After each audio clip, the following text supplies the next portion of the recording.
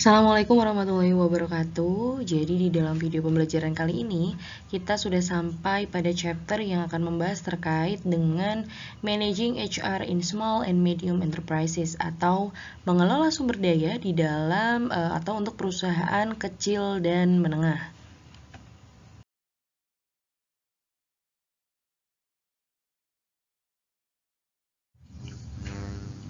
Oke, pertama kita bahas dulu definisi dari UMKM ya. Adapun pengertian UMKM adalah usaha produktif yang dimiliki perorangan maupun badan usaha yang telah memenuhi kriteria sebagai usaha mikro. Secara lebih jelas, pengertian UKM ini sudah diatur dalam Undang-Undang Republik Indonesia Nomor 20 Tahun 2008 tentang UMKM. Di dalam undang-undang tersebut disebutkan bahwa UMKM adalah sesuai dengan jenis usahanya, yaitu usaha mikro, usaha kecil, dan usaha menengah.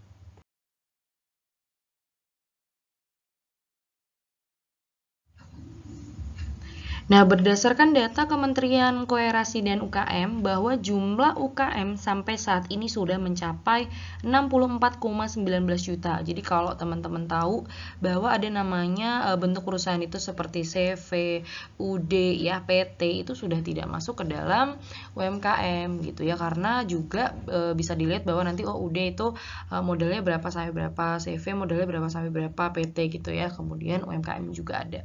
Nah, UKM ini memberikan kontribusi terhadap PDB sebesar 61,97% atau senilai dengan 8,5 triliun rupiah. Jadi kontribusi UKM terhadap perekonomian Indonesia ini meliputi kemampuan menyerap sekitar 97% dari total tenaga kerja yang ada serta bisa menghimpun sampai 60,4% dari total investasi.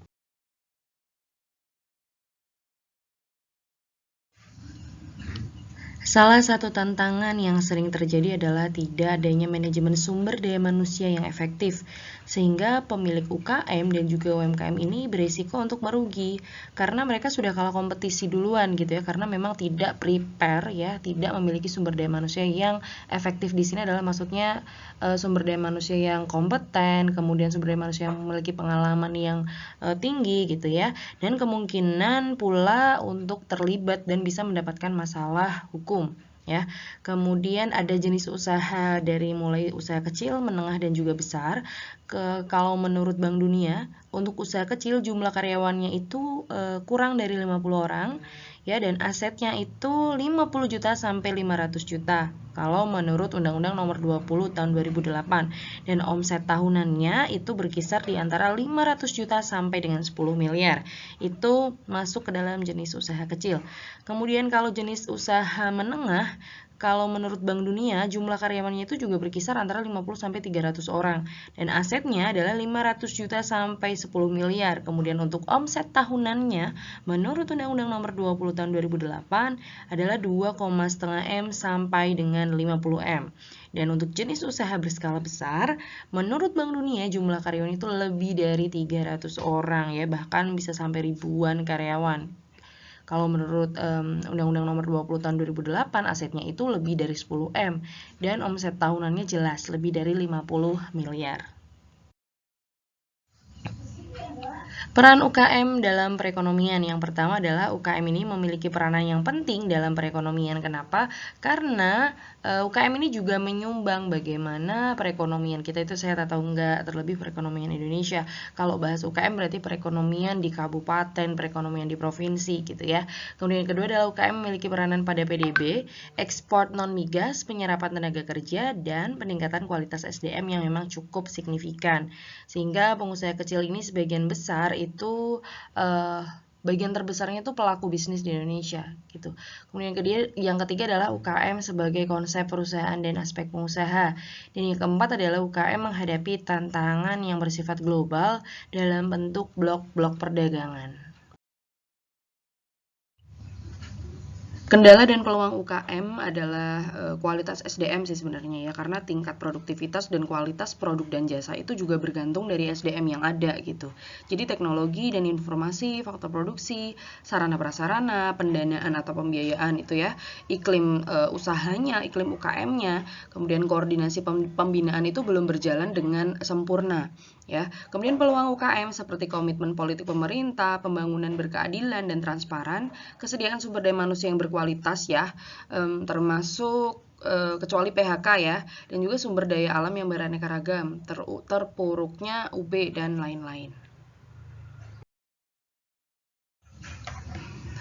Isu yang tentunya ada di dalam UKM ya atau masalah-masalah adalah sebenarnya penyebab kekurang berhasilnya UKM di Indonesia itu dalam memperbaiki kondisi atau kinerja kelompok UKM dari posisi lemah dan tradisional ke posisi yang kuat dan modern adalah tekanan orientasi program dan juga regulasi pemerintah atau kebijakan pemerintah ya, dan lebih terletak pada aspek sosial daripada aspek ekonomi dan bisnis.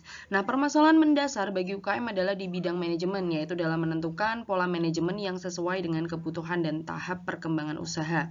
Pengusaha kecil kurang bisa memenuhi tuntutan kebutuhan usaha atau belum mampu menyusun prioritas langkah yang bisa dilakukan dalam pengembangan manajemennya itu seperti apa gitu. Selain belum mendapat perhitungan asas manfaat dan biaya dari perubahan dan penerapan manajemen yang sesuai. Jadi intinya permasalahannya adalah sumber daya manusianya yang kurang berkualitas ya. Kemudian yang kedua adalah intinya karena permasalahan dari aspek manajemennya. Jadi para pelaku UKM itu belum bisa memanfaatkan sumber daya manusia, sumber daya alam, atau sumber dana, sumber pembiayaan itu secara maksimal karena kurangnya pengetahuan terkait dengan manajerialnya ya. Jadi untuk mengembangkan manajemennya itu cenderung susah.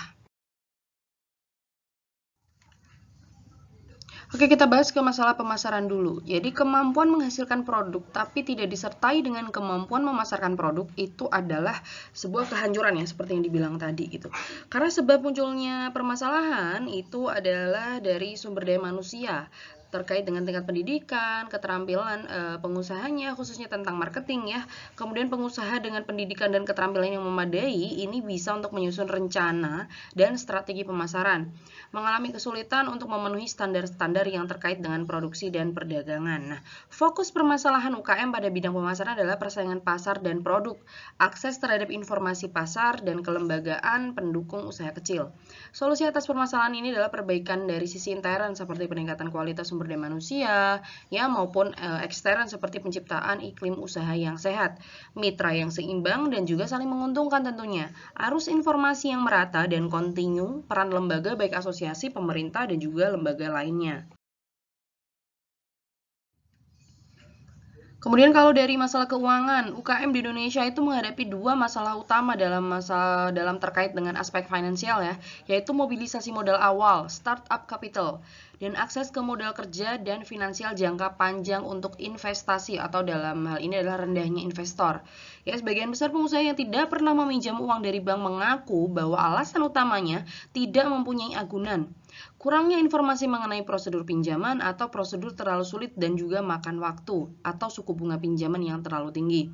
Jadi jumlah pengusaha yang membiayai usahanya sepenuhnya dengan modal sendiri dan pinjaman lebih banyak daripada jumlah pengusaha yang menggunakan 100% modal dari pihak lain atau pihak ketiga. Ya, pengusaha kecil belum melakukan perencanaan, pencatatan, bahkan sampai pelaporan keuangan yang rutin dan juga tersusun dengan baik karena perusahaan belum atau tidak memiliki dokumen informasi kegiatan usaha yang baik. Pencatatan yang dilakukan itu seringkali tidak sesuai dengan kaidah-kaidah atau standar sistem pencatatan yang berlaku.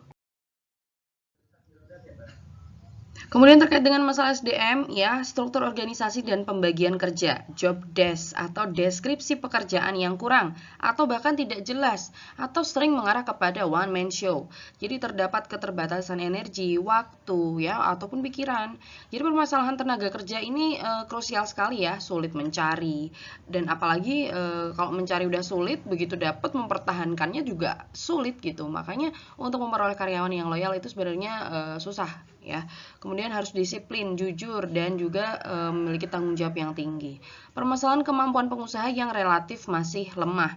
Keterbatasan sumber daya manusia juga merupakan kendala yang serius ya bagi kebanyakan UKM di Indonesia, terutama dalam aspek-aspek entrepreneur, manajemen, teknik produksi, pengembangan produk, engineering design, quality control, organisasi bisnis, accounting, dan juga processing terkait dengan teknik pemasaran dan juga penelitian pasar. Nah, untuk menanggulangi masalah sumber daya manusia ini atau solusinya ya itu melalui training ya, dengan pelatihan itu sangat penting karena itu merupakan cara yang cukup efektif ya. Banyak UKM khususnya usaha mikro itu tidak sanggup menanggung sendiri biaya training.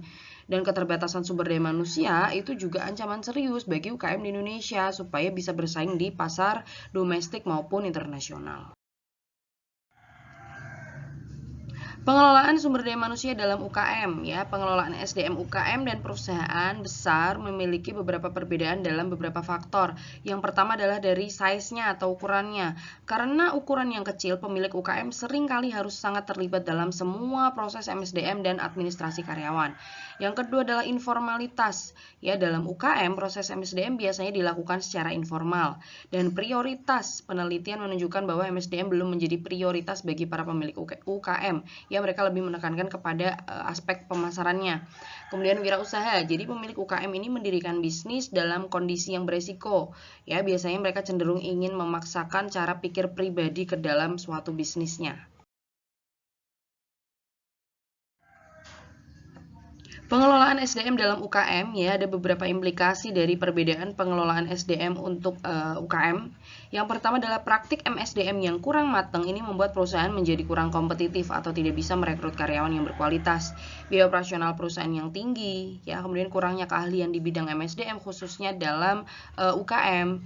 Kemudian pemberian kompensasi dan praktik kerja yang mungkin nggak sesuai sama peraturan yang ada gitu. Dan kemudian administrasi perusahaan yang kurang bagus ya dan tidak memiliki sistem informasi sumber daya manusia yang baik.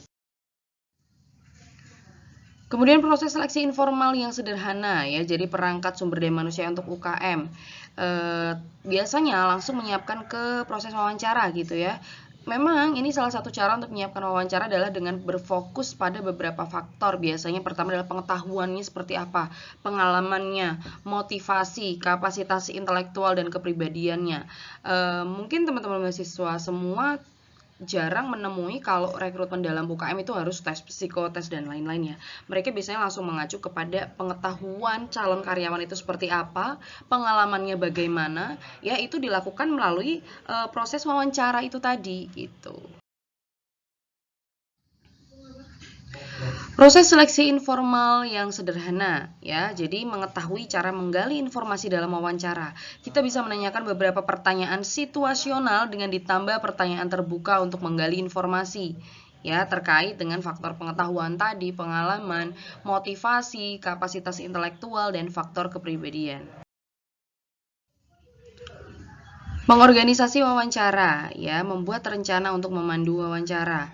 Ya, reaksi terhadap pekerjaannya seperti apa, kekuatan dan kelemahan diri ya. Biasanya kan sering ditanya tuh, sebutkan kelemahan yang ada di dalam diri Anda tuh seperti apa sih? Anda tuh orang yang seperti apa? Dan Anda tuh punya keunggulan apa? Tolong jelaskan. Biasanya seperti itu. Kemudian aktivitas di luar selain mencari pekerjaan, selain melamar pekerjaan tuh apa gitu. Kemudian pengalaman perguruan tinggi atau pengalaman akademik ya.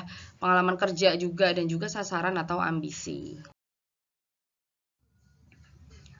Menggunakan organisasi pemberi kerja profesional, pengalih-dayaan pengelolaan sumber daya manusia kepada vendor yang disebut organisasi pemberi kerja profesional ya atau PIO ya. Bagaimana cara kerja PIO ini? Vendor atau perusahaan ini menangani semua kebutuhan MSDM, mulai dari rekrutmen, pelatihan, penggajian, kompensasi ya.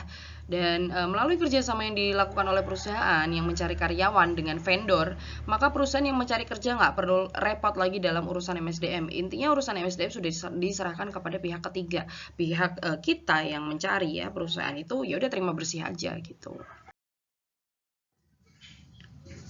Nah, mengapa kita harus menggunakan PIO ya? Karena kurangnya SDM yang khusus. Jadi perusahaan kecil dengan karyawan kurang dari 100 biasanya tidak memiliki manajer. Terlebih manajer sumber daya manusia. Pemiliknya adalah langsung yang bertanggung jawab dalam urusan SDM. Kemudian dari pekerjaan administratif. Ya, bisnis UKM menghabiskan 25% waktunya pada pekerjaan administratif terkait personal, sehingga penggunaan PIO dirasa lebih efisien. Kemudian ada liabilitas. Secara hukum PIO kontraktualnya berbagai tanggung jawab klien dan mempunyai kepentingan untuk mencegah keselamatan dan kesehatan kerja bagi karyawan. Kemudian ada tunjangan. Asuransi dan tunjangan dibebankan kepada vendor PIO. Ya, dan juga kinerja. PIO menerapkan profesionalitas yang tinggi sejak melakukan rekrutmen, penyaringan, seleksi pelatihan sehingga tidak diragukan lagi bisa mendapatkan karyawan dengan hasil yang terbaik.